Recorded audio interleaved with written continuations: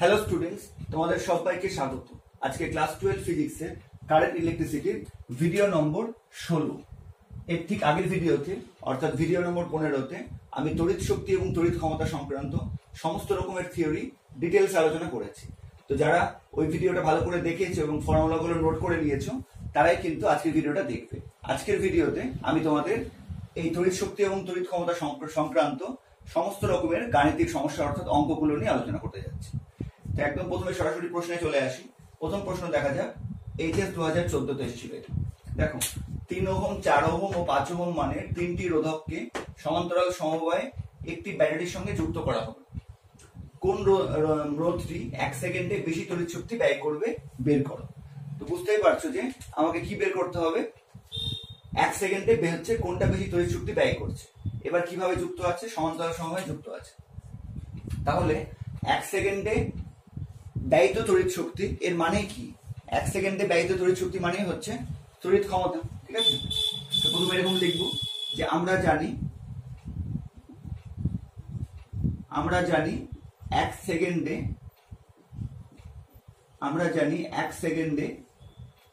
ব্যয়িত তড়িৎ শক্তি, 1 সেকেন্ডে ব্যয়িত তড়িৎ শক্তি P ইকুয়াল টু, এবার P এর তিনটা ফর্মুলা ছিল, P equal to IV, P equal to V square by R, P equal to I square R। এবার আমরা কোনটা ব্যবহার করব? তো আমি গত ভিডিওতেই বলেছিলাম যে সমান্তরাল সমবায়ের জন্য আমরা কোন ফর্মুলা ব্যবহার করব, P equal to V square by R, যেহেতু এখানে বিভব ভেক্টর ধ্রুবক। আচ্ছা, এবার যেহেতু বলে দিয়েছে যে রোধ তিনটা সমান্তরাল সমবায়ে যুক্ত আছে, তাই না? তার মানে প্রতিটা রোধের দুই প্রান্তের বিভব পার্থক্য কত? ধ্রুবক আছে। ঠিক আছে, এটা আমরা লিখতে পারবো যেহেতু প্রতিটি রোধের বা রোধ তিনটির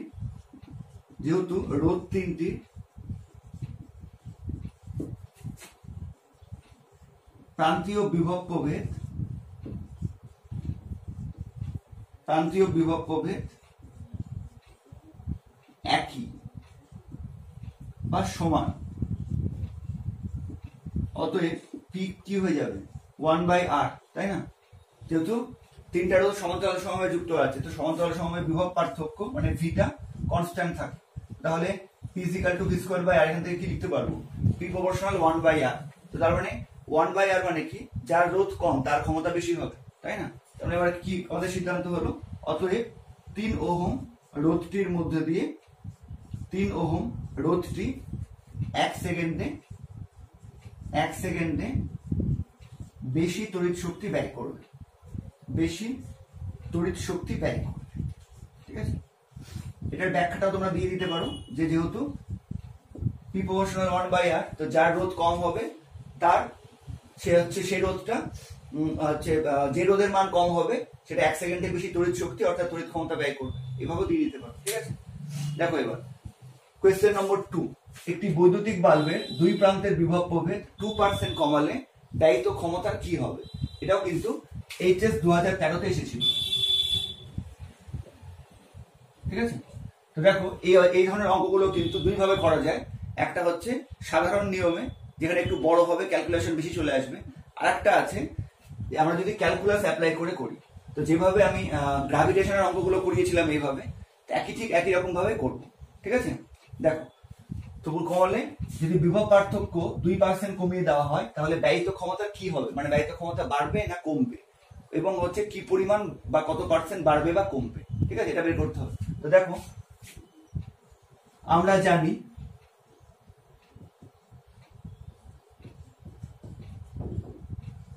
ব্যয়িত ক্ষমতা,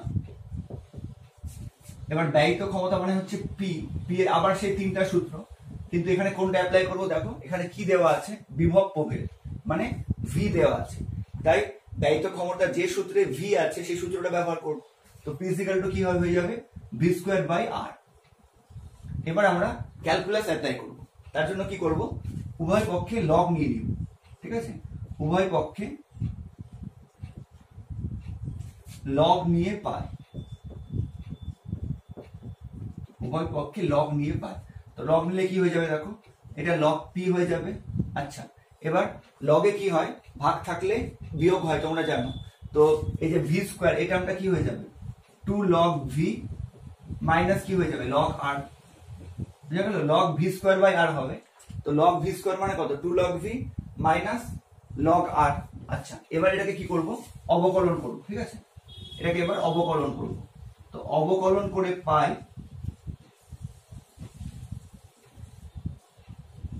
অবকলন করলে আমরা কি লিখতে পারবো এটাকে log p মানে তোমরা জানো dp বাই p, ঠিক আছে? log v মানে হচ্ছে dv by v minus log r মানে হচ্ছে dr বাই r, ঠিক আছে? আচ্ছা এবার এই যে dp বাই p এটা কিন্তু হচ্ছে ব্যয়িত ক্ষমতা, dv বাই v এটা কিন্তু হচ্ছে বিভব পার্থক্য, আর dr বাই r এটা কিন্তু হচ্ছে রোধ। তো এবার প্রশ্নে দেখো যে হচ্ছে রোধের কথা কিছু বলা নেই, আর আমরা কনসেপচুয়ালি জানি যে কোনো বৈদ্যুতিক বাল্বের রোধ কিন্তু কখনো পরিবর্তিত হয় না, ঠিক আছে? বিভব প্রভেদ বাড়তে পারে কমতে পারে, কিন্তু কোনো বৈদ্যুতিক বাল্বের বা কোনো তড়িৎ যন্ত্রে রোধ কিন্তু একই থাকে, ঠিক আছে? তো তার মানে এবার কি লিখতে পারবো অতএব dp by p equal to 2 dv by v minus কি লিখতে পারবো 0, যেহেতু কি হবে যেহেতু r সমান সমান ধ্রুবক, ঠিক আছে? যেহেতু r সমান সমান ধ্রুবক তো সেই জন্য কি হয়ে যাবে dr by r equal to কি হয়ে যাবে 0, কারণ dr বাই r মানে কি রোধের পরিবর্তন, তাই না? রোধের পরিবর্তন কত 0। তো যে টার্মটা তোমরা এইভাবে মনে রাখতে পারো সহজ করে, যে টার্মটা মিসিং থাকবে সেই টার্মটা 0 হবে। আর যে কোনো বৈদ্যুতিক বাল্বের ক্ষেত্রে বা যে কোনো তড়িৎ যন্ত্রের ক্ষেত্রে রোধ কিন্তু কখনো চেঞ্জ হয় না, ঠিক আছে? তো সেই জন্য যেহেতু r is equal to constant সেই জন্য dr বাই r কি বোঝাচ্ছে r এর পরিবর্তন। তো যদি কোনো রাশি ধ্রুবক থাকে এর পরিবর্তন শূন্য হবে, সেই জন্য এই টার্মটা কি হয়ে যাবে বাদ হয়ে যাবে, -0 বা বাদ হয়ে যাবে। এবার আমরা কি করব দেখো, এবার dp by p equal to কি দেখো কি বলেছে বিভব প্রভেদ 2% কমালে, তো বিভব প্রভেদ যদি 2% কমে তো বিভব প্রভেদ মানে dv বাই v কে আমরা কি লিখবো -2%, তাই না? 2 তো এখানে থেকেই গেল, dv বাই v কে কি লিখবো -2%। যদি বলা হতো যে বিভব প্রভেদ 2% বাড়ানো হলো তাহলে আমরা +2% মানে শুধু 2% লিখতাম। এখানে বলেছে বিভব প্রভেদ 2% কমালে, সেটা এখানে কি করব -2% বসিয়ে দিলাম, তাহলে আমরা কত পেয়ে যাবো dv বাই p কত পেয়ে যাচ্ছি -4%। তার মানে -4% মানে কি দায়িত্ব ক্ষমতা 4% কমবে। যদি শুধু 4% আসতো তাহলে বলতাম যে দায়িত্ব ক্ষমতা 4% বাড়বে, কিন্তু এখানে কত আসছে -4%। অতএব আমাদের উত্তর কি হবে যে অতএব ব্যয়িত ক্ষমতা কি হবে 4% কমবে, ব্যয়িত ক্ষমতা 4% কমবে, এটা হয়ে যাবে উত্তর, ঠিক আছে? আশা করি বুঝতে পেরেছো যে বোর্ডে সম্পূর্ণ আসছে। হ্যাঁ, এই ধরনের অঙ্ক এরপর আরেকটা করছি, তাহলে তোমাদের আরো কনসেপ্টটা ক্লিয়ার হয়ে যাবে। এবার কোয়েশ্চেন নম্বর 3 দেখো, একটি বাল্বের প্রবাহ মাত্রা 4% কমলে উৎপন্ন ক্ষমতার কি পরিবর্তন হবে? এটা একদম 2 নম্বরের মতো করে আমরা করব ক্যালকুলাস আর লগ ইউজ করে। তো দেখো বলেছে একটি বাল্বের প্রবাহ মাত্রা 4% কমলো, তাহলে উৎপন্ন ক্ষমতার কি পরিবর্তন হবে? তো আমরা জানি যে ক্ষমতা P = কত, এখানেও 3টা সূত্র আছে যেমন আগেও বললাম। তো এখানে দেখো কি দেওয়া আছে, এখানে প্রবাহ মাত্রা মানে হচ্ছে I দেওয়া আছে, তাহলে আমরা ক্ষমতার যে সূত্রে প্রবাহ মাত্রা মানে I ইউজ করেছি সেই সূত্রটা লিখবো। তো সেই সূত্রটা কি P = I²R, ক্লিয়ার? এবার উভয় পক্ষে লগ নেব, উভয় পক্ষে লগ নিয়ে পাই, উভয় পক্ষে লগ নিয়ে পাই। লগ নিলে কি হয়ে যাবে লগ P = কত হয়ে যাবে I², যেহেতু লগ নিলে কি হয়ে যাবে লগ I²R। তো লগে গুণ থাকলে কি হয় যোগ হয়, তাহলে I² এটা কি হয়ে যাবে 2টা আগে চলে আসবে 2 log I প্লাস কত হয়ে যাবে log R, বুঝা গেল? log I²R, তো গুণ থাকলে যোগ হয়, তো log I² plus log R আমি একবারে করলাম log I² plus log R। তো log I² কত হবে 2টা আগে আসবে 2 log I plus log R। এবার অবকলন করে পাই, বা এটা ডাইরেক্ট আমরা লিখতে পারবো log P মানে কত dp বাই p। এই যে dp বাই p এই টার্মটা বোঝা হচ্ছে উৎপন্ন ক্ষমতা, ঠিক আছে?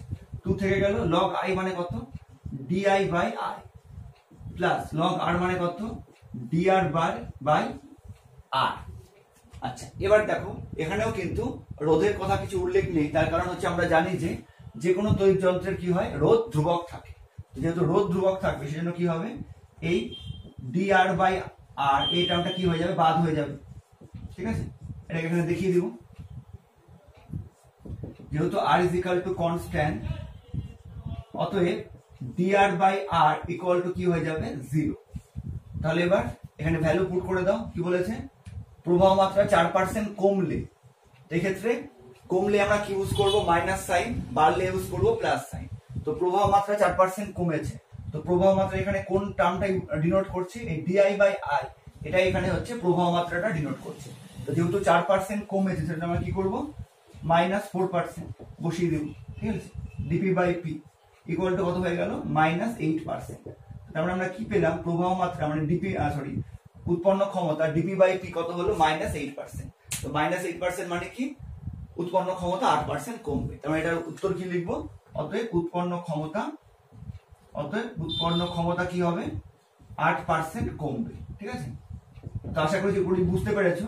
তো যখনই এইভাবে অঙ্কগুলো থাকবে, যে প্রবাহ মাত্রা, বিভব প্রভেদ, যে যাই বলুক, কমুক বাড়ুক, যত পার্সেন্ট, যখন পার্সেন্ট দিয়ে বলবে তখন কিন্তু এইভাবে ক্যালকুলাস আর হচ্ছে লগ আর ক্যালকুলাস ইউজ করে করবে, তাহলে খুব সহজে, খুব তাড়াতাড়ি এবং নির্ভুল ভাবে করতে পারবে, ক্যালকুলেশনে ছোট হবে। ঠিক আছে, তো আশা করি এই দুটো অঙ্ক তোমরা বুঝতে পেরেছো। এবার 4 নম্বরে চলে এসো। আর একটা ধরনের অঙ্ক দেখো, 200 ভোল্ট লাইনে 500 ওয়াট ক্ষমতায় ক্রিয়াশীল হওয়ার জন্য নির্দিষ্ট এমন দুটি বৈদ্যুতিক বাল্ব 110 ভোল্ট লাইনের সঙ্গে শ্রেণীতে যুক্ত করলে বাল্ব দুটির প্রত্যেকটিতে কত ক্ষমতা উৎপন্ন হবে। তাহলে করে বোঝো, কি করতে হবে, 200 ভোল্ট লাইনে 500 ওয়াট ক্ষমতায় ক্রিয়াশীল হওয়ার জন্য, মানে এমন দুটো বাল্ব, নির্দিষ্ট দুটো বাল্ব, যাদের কি করতে হবে, 200 ভোল্ট লাইনে 500 ওয়াট ক্ষমতায় আমাকে কার্যক্ষম করতে হবে। এরকম দুটো বৈদ্যুতিক বাল্ব 110 ভোল্ট লাইনের সঙ্গে যদি শ্রেণীতে যুক্ত করা হয়, তাহলে প্রত্যেকটি বাল্বে কত ক্ষমতা উৎপন্ন হবে। ঠিক আছে, তো তার জন্য আমাকে প্রথমে কি বের করতে হবে, প্রতিটি বাল্বের প্রথমে রোধ বের করব। ঠিক আছে, প্রতিটি বাল্বের রোধ, প্রতিটি বাল্বের রোধ, তার জন্য আমরা কি সূত্র ইউজ করব, ভি স্কোয়ার বাই পি। কোত্থেকে পেলাম, যেহেতু p equal to v square by r, তো আর ইকুয়াল টু কি হয়ে যাবে, ভি স্কোয়ার বাই পি। ঠিক আছে, রোধ বের করার জন্য এটাই সূত্র। আচ্ছা, এবার খুব ইম্পর্টেন্ট, দেখো এখানে কিন্তু বাল্বের হচ্ছে বিভব পার্থক্য কত, এটা কিন্তু বলা নেই, মানে বাল্বের অরিজিনাল বিভব পার্থক্য কত, এটা কিন্তু বলা নেই। কিন্তু তোমরা ক্লাস 10-এও পড়েছো বা তোমরা জানো যে পুরো ইন্ডিয়াতে যে পাওয়ার সাপ্লাই হয়, সেখানে কি হয়, 220 ভোল্ট লাইনে হচ্ছে যুক্ত করা থাকে। এই জন্য যেহেতু এখানে উল্লেখ করা নেই, এখানে আমরা ইন্ডিয়ারটাই ধরে নেব, তো সেই জন্য প্রতিটি বাল্বের বা যে কোনো তড়িৎ যন্ত্রের বিভব পার্থক্য কত রাখা হয়, 220 ভোল্ট। মানে 220 ভোল্ট ভোল্টেজ হলে তাহলেই হচ্ছে বৈদ্যুতিক বাল্বটা সর্বোচ্চ উজ্জ্বল ভাবে জ্বলবে। ঠিক আছে, তাও এখানে কিন্তু আমাকে ভোল্টেজটা বলা না থাকলে আমি 220 ভোল্ট দিয়ে আমরা হচ্ছে ভোল্টেজটা 220 ভোল্ট ধরে নেব। ক্লিয়ার, তাহলে এবার বসিয়ে দাও, কত হবে, ভি হচ্ছে 220 ইন্টু 220 ডিভাইডেড বাই কত হচ্ছে 500। তাই তো, এই যে ওয়াট হচ্ছে, ওয়াট মানে ক্ষমতা 500, তাহলে এবার কি হবে, কত হবে, 22 ইন্টু 22 কত, 484 বাই 5, এটা হয়ে এত ওহম, এটা হয়ে গেল প্রতিটি বাল্বের রোধ। আচ্ছা, এবার আমরা কি করছি, দেখো এবার আমাকে 110 ভোল্ট লাইনে যুক্ত করতে হবে। ঠিক আছে, এবার কি করব, যে লাইন ভোল্টেজ বলতে যে লাইন ভোল্টেজের সঙ্গে যুক্ত করছে, লাইন ভোল্টেজ 110 ভোল্ট হলে প্রবাহ মাত্রা কত হবে, বা যদি বলি যে বর্তনীতে প্রবাহ মাত্রা কত হবে, বর্তনীতে প্রবাহ মাত্রা I is equal to কত হবে, V বাই R। ঠিক আছে, বর্তনীতে প্রবাহ মাত্রা হবে V বাই R। এবার V কত, V হচ্ছে 110। ঠিক আছে, এই যে 110 ভোল্ট লাইনে যুক্ত করছি, V হচ্ছে 110। আর কত, আরটা আমরা বের করেছি 484 বাই 5, এটা উল্টে গিয়ে কত হয়ে যাবে, 5 বাই 484, বুঝা গেল, যেহেতু এটা হরে আছে উল্টে যাবে। এবার কটা বাল্ব আছে এখানটায়? দুটো বাল্ব আছে, তো সেটা এখানে কি হবে? 2 দিয়ে ভাগ হয়ে যাবে। এটা কিন্তু অনেকেই করতে ভুল করে, যেহেতু বলে দিয়েছে যে নির্দিষ্ট এমন দুটো বৈদ্যুতিক বাল্ব, মানে দুটো বাল্বেরই হচ্ছে একই রকম সেম রোধ সেম হচ্ছে। তো এবার যেহেতু এখানে 110 ভোল্টেজ আছে, তো দুটো বাল্বের জন্য কি হয়ে যাবে? 110/2 হয়ে যাবে, ঠিক আছে? আচ্ছা, এবার বলো যে হচ্ছে অতএব প্রতিটি বাল্বে কি চেয়েছে? কত ক্ষমতা উৎপন্ন হবে? উৎপন্ন ক্ষমতা, প্রতিটি বাল্বে উৎপন্ন ক্ষমতা পি ইকুয়াল টু কত হয়ে যাবে? আচ্ছা, বোর্ডে পুরো দেখা যাচ্ছে তো? হ্যাঁ, দেখা যাচ্ছে। প্রতিটি বাল্বে উৎপন্ন ক্ষমতা পি ইকুয়াল টু কত হয়ে যাবে? যেহেতু শ্রেণী সমবায়ে যুক্ত আছে, এই জন্য P equal to I square R, এই ফর্মুলা আমরা ইউজ করব, ঠিক আছে? এবার এটাকে যদি বসিয়ে দাও তাহলে কি হবে ক্যালকুলেশন করলে? আচ্ছা, ক্যালকুলেশনটা আমরা এদিকে দেখাই, তাহলে বুঝতে সুবিধা হবে।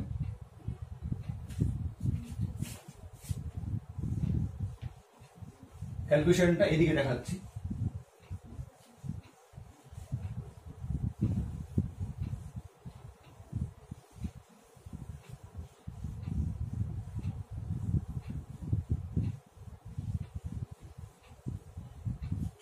আচ্ছা, এটাকে যদি আমরা একটু সলভ করি তাহলে কত হবে?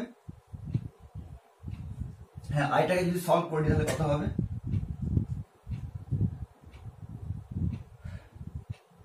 দেখো, এটা যদি 11 যদি এটাকে 11 দিয়ে ক্যান্সেল করি তাহলে কত হবে? 11 10 110, 4 11 44, আর 4 44, তাহলে কত হয়ে যাচ্ছে? 2 × 5, হ্যাঁ, এটা হচ্ছে 25/44, ঠিক আছে? আয়ের ভ্যালুটা হয়ে গেল 25/44। এবার প্রতিটি বাল্বে উৎপন্ন ক্ষমতা পি ইকুয়াল টু কত? I স্কয়ার R, তাহলে কত হয়ে যাবে? I হচ্ছে 25/44 ইন্টু 25/44 ইন্টু আর কত বের করেছি? 484/5 ইন্টু 484/5। এটা যদি হচ্ছে ক্যালকুলেশন করতে হলে কত চলে আসবে? 31.25 ওয়াট। এটা হবে ক্ষমতা। তো অঙ্কটা আবার বলে দিচ্ছি, দেখো খুব ছোট অঙ্ক কিন্তু খুব ভালো অঙ্ক। কি করতে হবে আমাকে? 200 ভোল্ট লাইনে 500 ওয়াট ক্ষমতায় ক্রিয়াশীল করতে হবে দুটো বাল্বকে। তার জন্য আমি কি বলেছে? বাল্ব দুটোকে 110 ভোল্ট লাইনের সঙ্গে শ্রেণী সমবায়ে যুক্ত করতে হবে, তাহলে প্রতিটি বাল্বে তখন কতটা ক্ষমতা উৎপন্ন হবে। তো প্রতিটা বাল্বের আমরা প্রথমে রোধ বের করলাম। এবার রোধ বের করার জন্য R = V স্কয়ার P, এই সূত্র ইউজ করলাম। এবার ভিটা কত? বাল্বের কিন্তু ভোল্টেজ কত সেটা কিন্তু বলা নেই, কত ভোল্ট লাইনে যুক্ত করতে হবে সেটা বলা আছে, কিন্তু বাল্বের ভোল্টেজ কত যদি বাল্বের ভোল্টেজ না দেওয়া থাকে, তো যেহেতু ইন্ডিয়াতে 220 ভোল্ট প্রতিটা তড়িৎযন্ত্র 220 ভোল্ট লাইনে সর্বাধিক কর্মক্ষম হয়, তো সেই জন্য আমরা ভি এর মানটা 220 ভোল্ট ধরে নেব। এখান থেকে আমরা কি করলাম? প্রতিটা বাল্বের রোধ বের করলাম। এবার যেহেতু 110 ভোল্ট লাইনে যুক্ত করতে হবে, তো লাইন ভোল্টেজ 110 ভোল্ট হলে কি হবে? প্রবাহ মাত্রা I = V/R। আচ্ছা, এবার ভি জানি আমরা হচ্ছে 110 ভোল্ট, ঠিক আছে? আর আর এর ভ্যালুটা বের করছি। এবার এখানে 2 দিয়ে কেন ভাগ হলো? এরকম তোমরা হচ্ছে 2 দিয়ে ভাগ হওয়ার কারণ হচ্ছে যে যেহেতু প্রতিটা বাল্বের রোধ হচ্ছে এত, তো দুটো বাল্ব করলে কি হবে? যদি শ্রেণীতে যুক্ত করি, তো শ্রেণীতে যুক্ত করলে কি হবে? রোধ হচ্ছে বৃদ্ধি পায়, তো সেই জন্য কিন্তু এখানে 2 দিয়েছি, ঠিক আছে? তো এটা কত হয়ে গেল? I = কত হয়ে গেল? 25/44। প্রতিটা বাল্বে উৎপন্ন ক্ষমতা কত হলো? যেহেতু শ্রেণী সমবায়ে যুক্ত আছে, P = I স্কয়ার R, তাহলে কত হয়ে যাবে? ভ্যালুটা ক্যালকুলেট করলে চলে আসবে 31.25 ওয়াট। আশা করি বুঝতে পেরেছি। এরপরে আমরা হচ্ছে আরো নতুন ধরনের অঙ্কগুলো একে একে দেখব। এবার কোয়েশ্চেন নম্বর 5 দেখা যাক, একটু অন্যরকম অঙ্ক। দেখো, বাড়ির মেন ভোল্টেজ 220 ভোল্ট এবং ফিউজ 5 অ্যাম্পিয়ার বলে দিয়েছে। এবার জানতে চেয়েছে যে ওই লাইনে সর্বাধিক কতগুলি 60 ওয়াট বাল্ব একসঙ্গে জ্বালানো যাবে, ঠিক আছে? তো দেখো, প্রতিটি বাল্বের ক্ষমতা বলে দিয়েছে, তাই না? কতগুলি 60 ওয়াট বাল্ব, মানে প্রতিটি বাল্বের ক্ষমতা কত? প্রতিটি বাল্বের ক্ষমতা P = 60 ওয়াট, ঠিক আছে? অতএব প্রতিটি বাল্বের মধ্য দিয়ে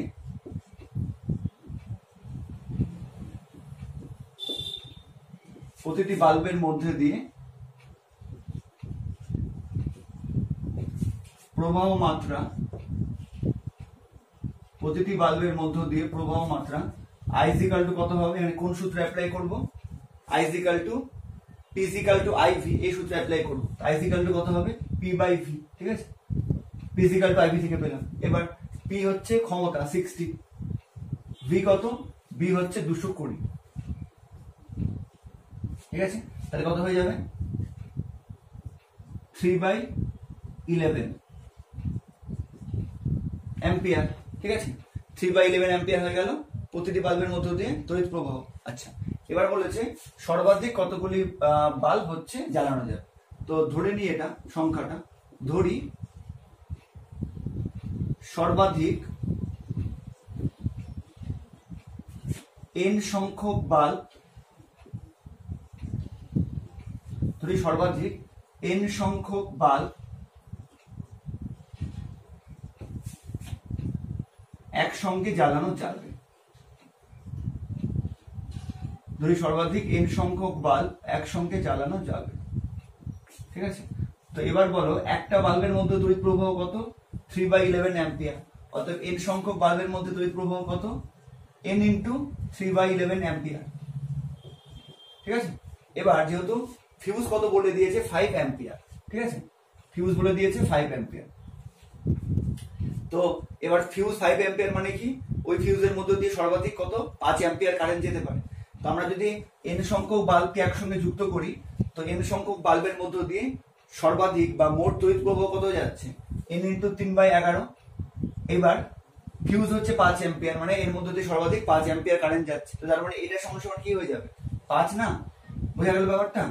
আবার বলছি, ফিউজ বলে দিয়েছে 5 অ্যাম্পিয়ার, তো ফিউজ 5 অ্যাম্পিয়ার মানে কি, যে ওই লাইনে বা ওই ফিউজের মধ্যে দিয়ে ম্যাক্সিমাম 5 অ্যাম্পিয়ার কারেন্ট যেতে পারে।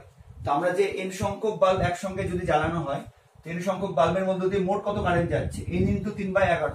তো এটাকে কার সঙ্গে সমান হতে হবে, এটাকে অবশ্যই হচ্ছে 5 এর সঙ্গে সমান হতে হবে, কারণ যেহেতু ফিউজ 5 অ্যাম্পিয়ার, তো কারেন্টও 5 অ্যাম্পিয়ার হবে। এবার এখান থেকে nটা বের করে নেব, অর্থাৎ n = কত হবে 55/3, তাহলে কত হয়ে যাবে 3 8 এবং 54, 18 পয়েন্ট কত হয়ে যাচ্ছে 1, 3 9 আবার 3, হ্যাঁ এবং চলতেই থাকবো এতটি, ঠিক আছে। এবার তার মানে সর্বাধিক কতগুলো ব্যবহার করতে পারবো, অতএব ওই লাইনে সর্বাধিক 18টি বাল্ব একসঙ্গে জ্বালানো যাবে, ঠিক আছে। এইভাবে তোমাকে মোট কারেন্টটা বের করতে হবে। ফিউজের যা হচ্ছে কারেন্ট, সেটাই হচ্ছে মোট কারেন্ট, ওর থেকে বেশি হতে পারবে না, এই জন্য এটা আমরা লিখতে পারলাম। এখান থেকে বের করে নিই, আশা করি বুঝতে পেরেছো। এবার দেখো কোয়েশ্চেন নম্বর 6, একটি 25 ওয়াট ও 100 ওয়াট বাতিকে শ্রেণীতে যুক্ত করে ওই সমবায়টিকে বৈদ্যুতিক লাইনে যুক্ত করলে কোনটি অপেক্ষাকৃত উজ্জ্বলভাবে জ্বলবে। মানে দুটো বাল্বকে, যাদের ক্ষমতা যথাক্রমে 25 ওয়াট এবং 100 ওয়াট, তাদেরকে শ্রেণী সমবায়ে যুক্ত করা হয়েছে, কোন বাল্বটা উজ্জ্বলভাবে জ্বলবে। এক্ষেত্রে কি করতে হবে, প্রথমে দুটো বাল্বে আলাদা আলাদা করে রোধ আমরা নির্ণয় করব, ঠিক আছে। তো 25 ওয়াট বাল্বের রোধ, 25 ওয়াট বাল্বের রোধ কত হবে, কোন সূত্র দিয়ে বের করবো, R = V²/P, এটা আমরা একটু আগে ইউজ করেছি। এবার এখানে কিন্তু বাল্বের হচ্ছে বিভব পার্থক্য কত সেটা দেওয়া নেই, কিন্তু আমরা জানি যে 25 ওয়াট কখন হবে, যখন বাল্বের হচ্ছে বিভব পার্থক্য, ইন্ডিয়ার যেহেতু কথা বলছি, তো ইন্ডিয়াতে হচ্ছে প্রতিটা যন্ত্রকে 220 ভোল্ট বিভব প্রভেদে তৈরি করা হয়। তো যখন হচ্ছে বিভব পার্থক্য 220 ভোল্ট হবে, তখনই কিন্তু বাল্বটা সব থেকে উজ্জ্বলভাবে জ্বলবে। তো সেই জন্য আমরা আগের অঙ্ক যেমন ধরেছিলাম যে যদি বিভব পার্থক্য দেওয়া না থাকে, তাহলে আমরা কি করব 220 ধরে নেব। সেক্ষেত্রে যেহেতু বিভব পার্থক্য দেওয়া নেই, আমরা 220 ধরে নেব। তাহলে কত হবে 220 × 220 বাই কত হবে, ক্ষমতা হচ্ছে 25 হয়ে যাবে। আচ্ছা, এবার এটাকে ক্যালকুলেশন করবো না, 100 ওয়াট বাল্বের রোধ কত হবে। আচ্ছা, যদি এটাকে R1 ধরে, এটাকে R2 ধরছি, ইকুয়াল টু কত হবে, একই সূত্র V²/P ইকুয়াল টু কি হবে 220 × 220, এটারও বিভব পার্থক্য 220 ধরে নেব, বাই হচ্ছে 100, ঠিক আছে। এবার বলো যে এবার হচ্ছে কোনটা রোধ বেশি, এটা আমরা দেখে নিই। তো যেহেতু 100 > 25, অতএব 1/100 কি হবে লেস দেন 1/25, ঠিক আছে। 1 করলে এটা একটা লেস দেন হয়ে যাবে। এবার এখানে কি করব, উপরে 220 ইন্টু 220 দিয়ে গুণ করে দেবো। এইভাবে তোমরা ক্যালকুলেশন না করেও কিন্তু খুব ইজিলি করতে পারবে। উপরে 220 ইন্টু 220 দিয়ে গুণ করে দিলাম, তার ফলে ভ্যালুটা একই থাকলো, ঠিক আছে। এবার এই 220 ইন্টু 220/100 মানে কত, আরো 8 দ্বিতীয় বাল্বের রোধ, আর এটা মানে হচ্ছে প্রথম বাল্বের রোধ R1। তার মানে আমরা কি পেয়ে গেলাম যে R1 গ্রেটার দেন R2, মানে প্রথম বাল্বের রোধ বেশি, ঠিক আছে, মানে 25 ওয়াট বাল্বের রোধ বেশি। আচ্ছা, এবার যেহেতু বাল্ব দুটো শ্রেণী সমবায়ে যুক্ত আছে, তো শ্রেণী সমবায়ের ক্ষেত্রে যেহেতু বাল্ব দুটি শ্রেণী সমবায়ে যুক্ত আছে, বাল্ব দুটি শ্রেণী সমবায়ে যুক্ত আছে, তো শ্রেণী সমবায়ের ক্ষেত্রে ক্ষমতা কি হয়, শ্রেণী সমবায়ে যুক্ত আছে, অতএব P = কি হবে I²R। এবার যেহেতু শ্রেণী সমবায়ে প্রতিটা বাল্বের মধ্য দিয়ে একই কারেন্ট যাবে, I পরিমাণে কারেন্ট যাবে যদি ধরে নিই, তাহলে আইটা কি হবে কনস্ট্যান্ট, সেক্ষেত্রে কি হয়ে যাবে P সমানুপাতিক R, যেহেতু I = কনস্ট্যান্ট। এটা হচ্ছে আমাদের কনসেপ্টটা। শ্রেণী সমবায়ে হলে কি হবে P সমানুপাতিক R। তাহলে এবার বলো, অতএব P1/P2 = কি হবে R1/R2, ঠিক আছে। এবার R1/R2 কত হবে,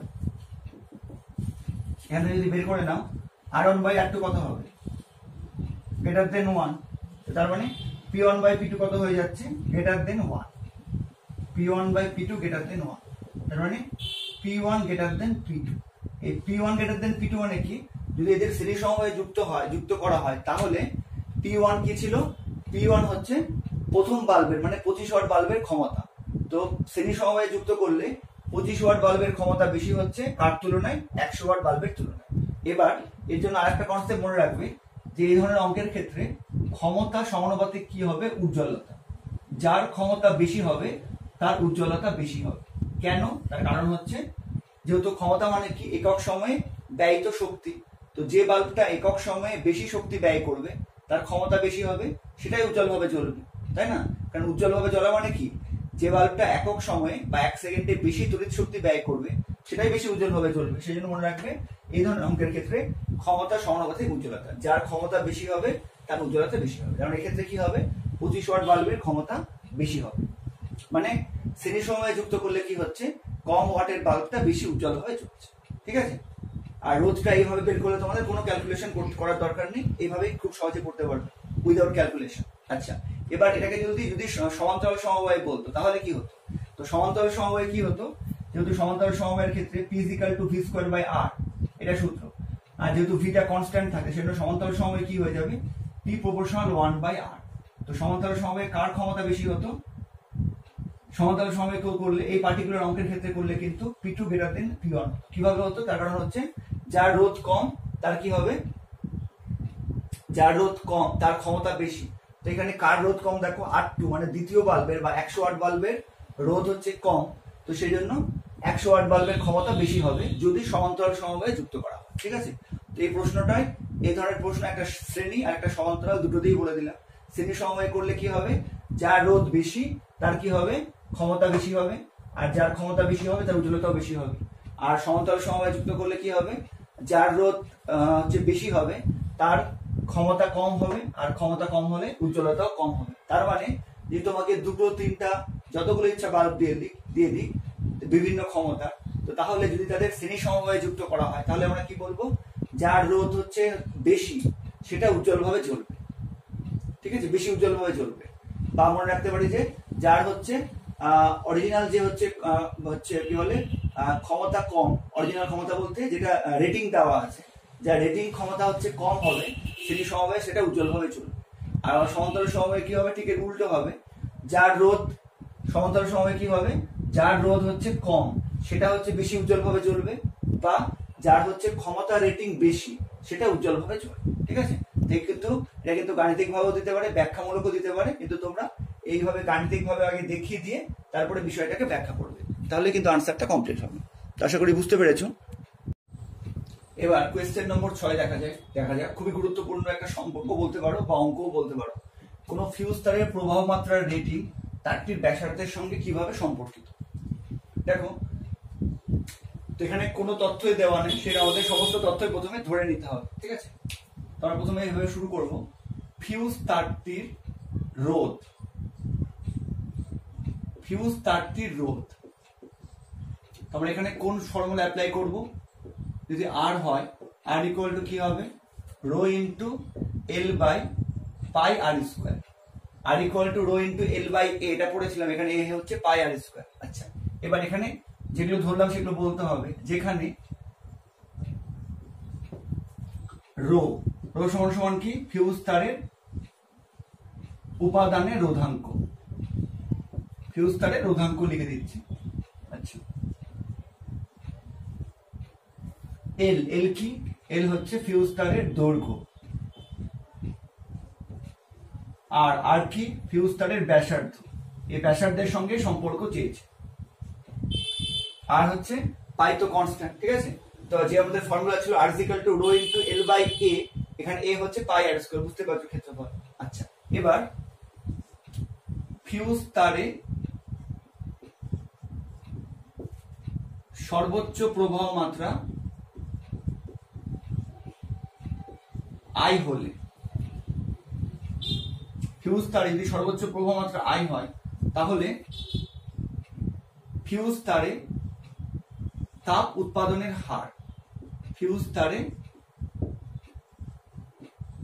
তাপ উৎপন্ন হওয়ার হার। তো তাপ উৎপন্ন হওয়ার হার কি? একক সময়ে কি পরিমাণ তাপ উৎপন্ন হচ্ছে।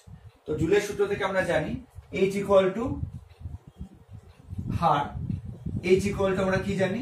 আই স্কোয়ার আর টি। তাহলে তাপ উৎপন্ন হওয়ার হার মানে কি? একক সময়ে উৎপন্ন তাপ। তাহলে কত হয়ে যাবে? H by T equal to কত হয়ে যাবে? I square R. এটাই হচ্ছে ফিউজ তারে তাপ উৎপন্ন হওয়ার হার। তো এই যে H বাই টি, এটাকে যদি আমি H বাই টি না লিখে H1 ধরে নিই, তাহলে H1 হয়ে যাবে তাপ উৎপন্ন হওয়ার হার, ঠিক আছে। এবার আমাকে বের করতে হবে যে ফিউজ তার থেকে কি পরিমাণ তাপ বিকিরিত হচ্ছে, এইটা এবার আমি বের করব, ঠিক আছে। এবার কি বের করব? যে ফিউজ তারটির বক্রতল থেকে তাপ বিকিরণের হার, কি পরিমাণ তাপ বিকিরিত হচ্ছে। তাহলে সেটা কি হবে? বক্রতলের ক্ষেত্রফল, ঠিক আছে, বক্রতলের ক্ষেত্রফল ইন্টু প্রতি সেকেন্ডে, বক্রতলের ক্ষেত্রফল ইন্টু কি হবে? প্রতি সেকেন্ডে ওই বক্রতল থেকে কি পরিমাণ তাপ বেরিয়ে যাচ্ছে, ঠিক আছে। বক্রতলের ক্ষেত্রফল কেন বলছি এখানটায়? কারণ হচ্ছে তার যদি এরকম হয়, তোমরা জানো যে তার কিরকম হয়? সিলিন্ড্রিকাল হয়। এবার তার যে বক্রতল, সেখান থেকে কিন্তু তাপটা হচ্ছে বিকৃত হচ্ছে, তাই না? বাইরের তল থেকে তাপটা বিকৃত হচ্ছে। সেই জন্য আমরা কি ধরবো? বক্রতলের ক্ষেত্রফল ধরবো ইন্টু কি হবে? প্রতি সেকেন্ডে বিকীর্ণ তাপ, এটা হবে, ঠিক আছে। এবার বক্রতলের ক্ষেত্রফল কত হয় চোঙের ক্ষেত্রে? 2 পাই আর ইন্টু দৈর্ঘ্য, 2 পাই আর এল ইন্টু এইচ। এই এইচটা কি? এইচটা হচ্ছে প্রতি সেকেন্ডে বিকীর্ণ তাপ, বোঝা গেল? স্মল এইচটা হচ্ছে প্রতি সেকেন্ডে বিকীর্ণ তাপ। এটাকে লিখেও দিতে পারো। এইচ সমান হচ্ছে একক ক্ষেত্রফল থেকে প্রতি সেকেন্ডে বিকীর্ণ তাপ। তার মানে একক ক্ষেত্রফলে, তার মানে হচ্ছে যে যখন ক্ষেত্রফল 1 তখন বিকীর্ণ তাপ কত? Small H. যখন ক্ষেত্রফল 2 পাই আর এল তখন বিকীর্ণ তাপ কত? 2 পাই আর এল ইন্টু এইচ, ঠিক আছে। আমরা কি করলাম? ফিউজ তারে কি পরিমাণ তাপ উৎপন্ন হচ্ছে সেটা বের করলাম, সেটাকে বললাম হচ্ছে H1। ফিউজ তার থেকে কি পরিমাণ তাপ বিকীর্ণ হচ্ছে বা কি পরিমাণ তাপ বেরিয়ে যাচ্ছে প্রতি সেকেন্ডে, সেটাও বের করলাম, H2। এবার বলো যে ফিউজ তারের স্থির উষ্ণতায় বা যখন ফিউজ তারটা আমরা নিরাপদ ব্যবহার করছি, তখন কি হবে?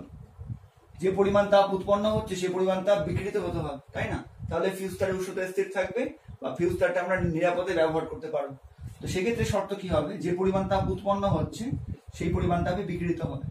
এবার যদি এখানে আমরা বসিয়ে দিই তাহলে কি হবে, I square R equal to কি হয়ে যাবে, তাহলে পুট করে দাও 2 পাই আর এল ইন্টু এইচ।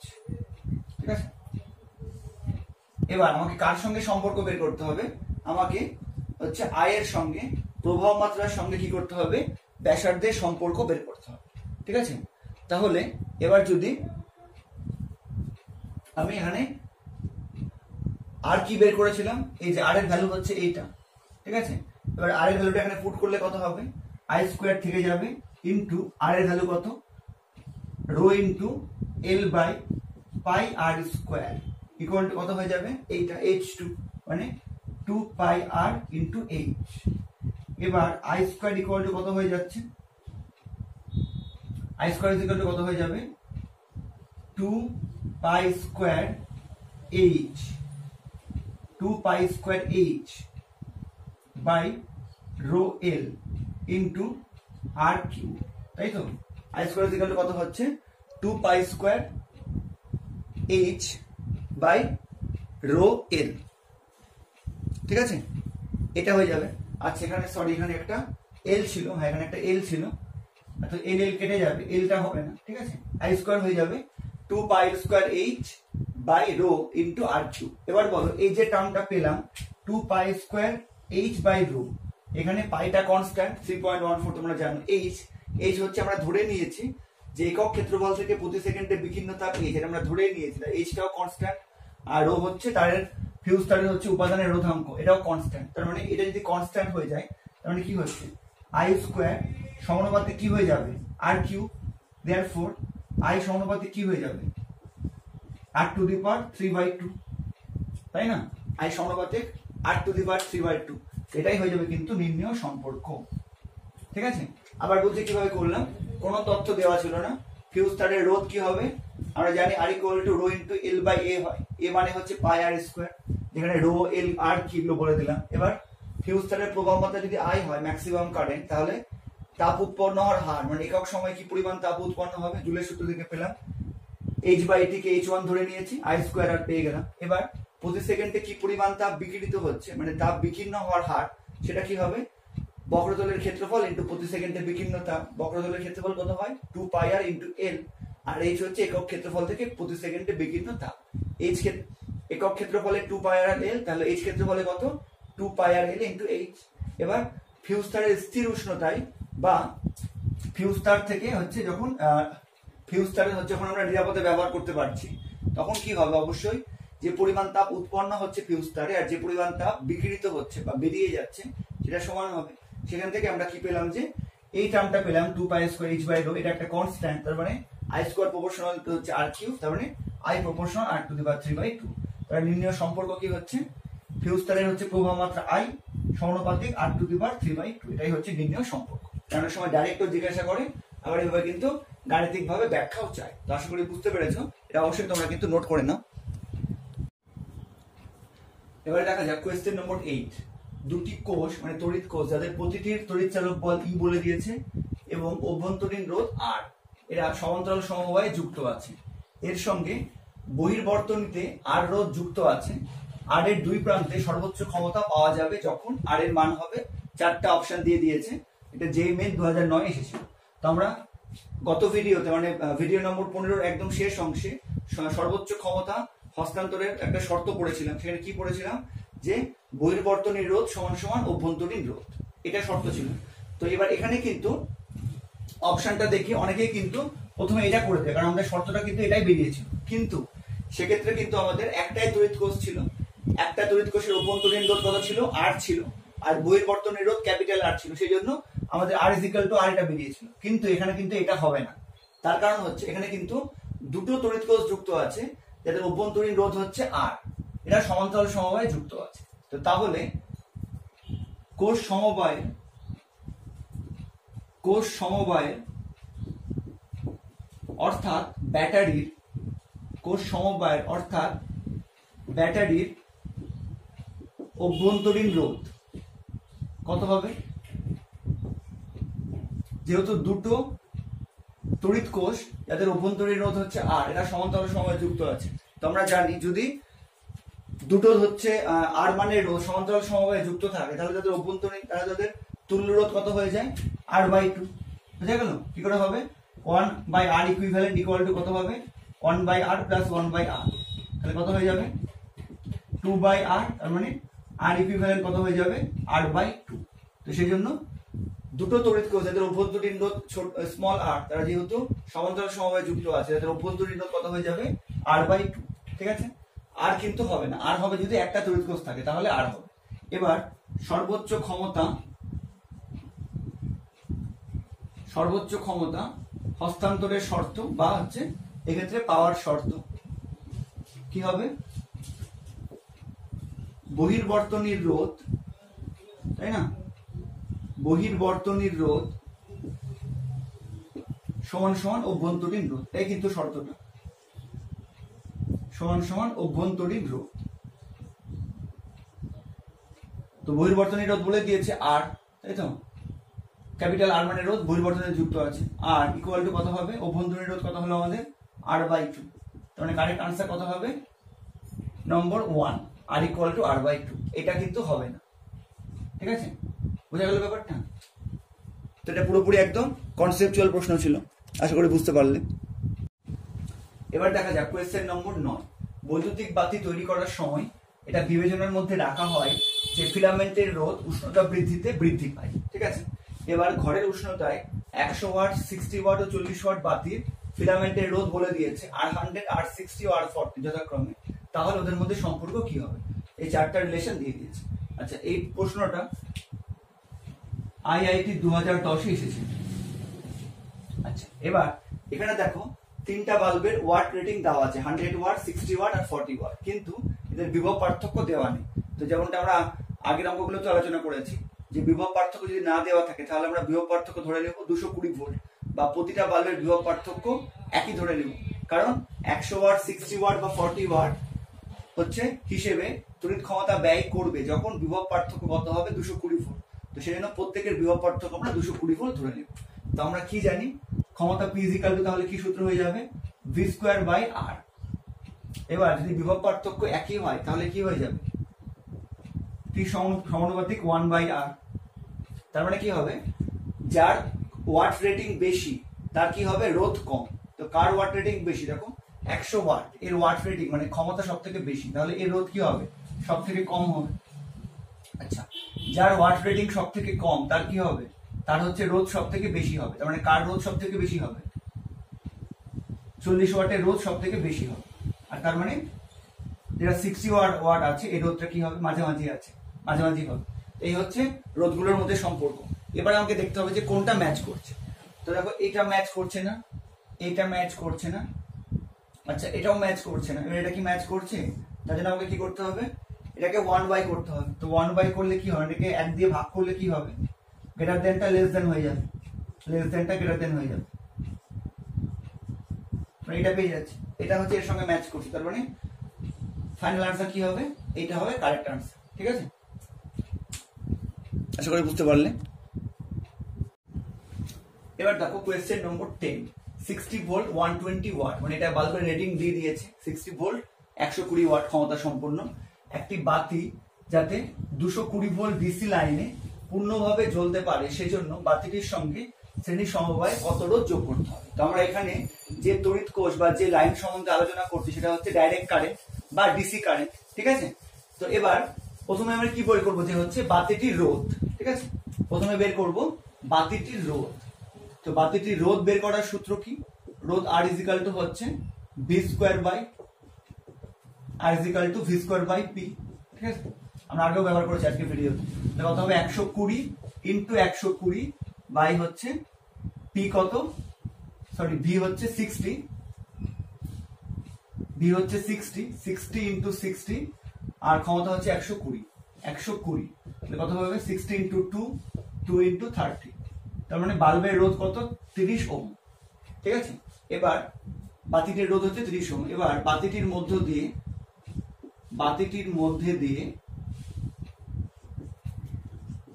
সর্বোচ্চ ম্যাক্সিমাম কত কারেন্ট যেতে পারে ওটা বের করব। সর্বোচ্চ যে প্রবাহ মাত্রা যেতে পারে, সর্বোচ্চ যে প্রবাহ মাত্রা যেতে পারে তা হলো I = কি হবে V/R। তো V কত? V মানে হচ্ছে বিভব পার্থক্য 60, আর R কত বের করলো এখনই 30, তার মানে কত হয়ে যাবে 2 অ্যাম্পিয়ার। তার মানে বাল্বের মধ্য দিয়ে ম্যাক্সিমাম 2 অ্যাম্পিয়ার কারেন্ট যেতে পারে। এবার বলেছে যে শ্রেণী সমবায়ে কত রোধ যোগ করতে হবে। তো ধরি বাতিটির সঙ্গে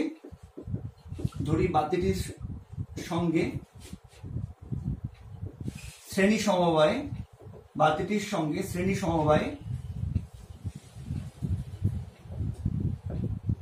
সমবায়ে R ওহম মানের একটি রোধ যুক্ত করলে, কি হবে? R ওহম মানের একটি রোধ যুক্ত করলে কি হবে? বাতিটি পূর্ণভাবে জ্বলতে পারবে। ঠিক আছে, করলে বাতিটি পূর্ণভাবে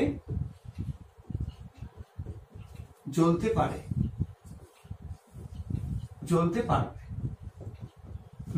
এবার প্রথমে রোধ ছিল 30 ওহম, এবার আর মানে রোধকে আমি শ্রেণী সমবায়ে যুক্ত করি, তাহলে এখন মোট রোধ কত হয়ে গেল?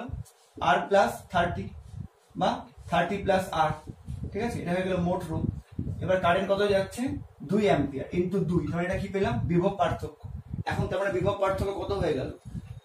30 + R হচ্ছে মোট রোধ ইনটু 2 হচ্ছে কারেন্ট, তার মানে এটা হচ্ছে V, এটা হয়ে গেল R মোট R, আর এটা হচ্ছে I। তো V = IR, তার মানে এটা কি হয়ে গেল? বিভব পার্থক্য। এবার বিভব পার্থক্য কত বলে দিয়েছে? 220 ভোল্ট লাইনে আমাকে যুক্ত করতে হবে। কারণ এই যে বিভব পার্থক্য এখন হলো বিভব পার্থক্য, এটা 220 সঙ্গে সমান হবে, তাই না? বোঝা গেল? আমি হচ্ছে প্রথমে বাতিটা রোধ বের করলাম, এর মধ্যে ম্যাক্সিমাম কারেন্ট বের করলাম। এবার ধরলাম যে R ওহম মানের একটা রোধকে আমি হচ্ছে শ্রেণী সমবায়ে যুক্ত করব। তাহলে এখন মোট রোধ হচ্ছে 30 + R ইনটু কারেন্ট হচ্ছে 2, তার মানে এটা কি? 30 + R ইনটু 2, এটা কি? এটা R, এটা হচ্ছে I, তার মানে V = IR। তার মানে এখন বিভব পার্থক্য কত? 30 + R ইনটু 2। এবার বিভব পার্থক্য এখন কত বলে দিয়েছে? 220 ভোল্ট লাইনে যুক্ত করলে, তাহলে এটাই হচ্ছে সমান হয়ে যাবে, দুটোই বিভব পার্থক্য। এখান থেকে আমি কি করব? আর এই ভ্যালুটা বের করতে পারবো। 60 + 2R = 220, তাহলে 2R = কত? 2R = 160, R = 80। তার উত্তর কি হবে?